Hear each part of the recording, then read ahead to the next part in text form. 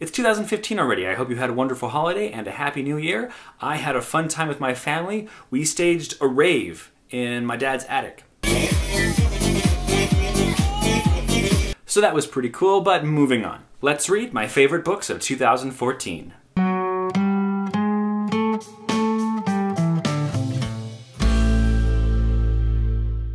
I have arbitrarily placed many of my favorite books into a series of categories that I made up, and let's start with the awards. First category, a book that filled me with an overwhelming sense of dread and which has forever convinced me that I will never find a darker and more haunting dystopia. The winner is 1984 by George Orwell. Next up, a book I should have read when I originally bought it instead of waiting 3 years to read it. Of course, that was Wool by Hugh Howey. The next category is a book I feel bad for not reviewing, even though the book is pretty good and the author is a cool guy and it's self-published and you should totally check it out.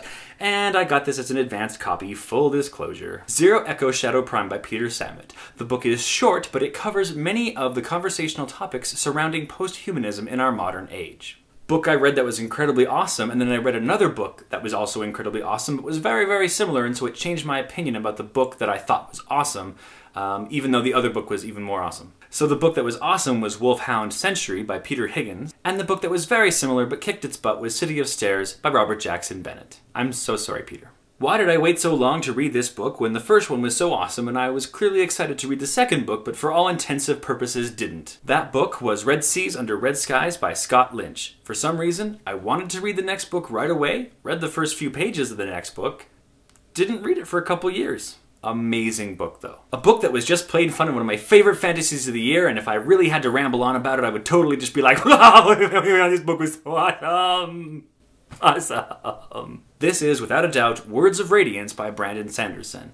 One of the most entertaining reads of the year. Best ending to a series that totally could have wound up as dissatisfying and blasé as the end of Lost, but was actually one of the better ways to end a series without leaving you frustrated at all the hanging plot threads. Lock and Key Volume 6, Alpha and Omega by Joe Hill and Gabriel Rodriguez. Best graphic novel.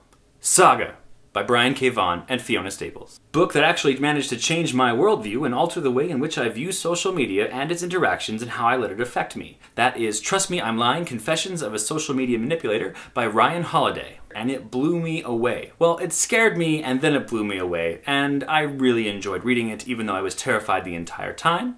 Smartest book. Like really smart. A book that was so smart my brain thoughts couldn't comprehend the thinkiness of that book. Ancillary Justice by Ann Leckie. Book that was straight up fun. That Would Be Thrown at the Crescent Moon by Saladin Ahmed. Book that I thought would be good and was good, but was totally surprised by the goodness, and the end was way better than I thought it was going to be. Goodness, goodness, goodness. And so Warbreaker by Brandon Sanderson wins the award for that. I thought the book was pretty good, but not that spectacular until I hit the ending, and I was totally blown away, and I don't know why, because Brandon Sanderson is the master of, I think, solid endings. Non-fiction book that will blow you away, entertain you, and totally give you new insight into an amazing creative person, that person being Jim Henson. Make Art, Make Money by Elizabeth Hyde Stevens. I am going to talk about this book a little bit because it was so wonderful. It talks about how business and art are often considered these two separate things, that they can't coexist together. It looks at how Jim Henson, being the creative mind that he was, managed to exist in both worlds as both a creator and a collaborator and a businessman, and made wonderful art, but also was able to profit from it,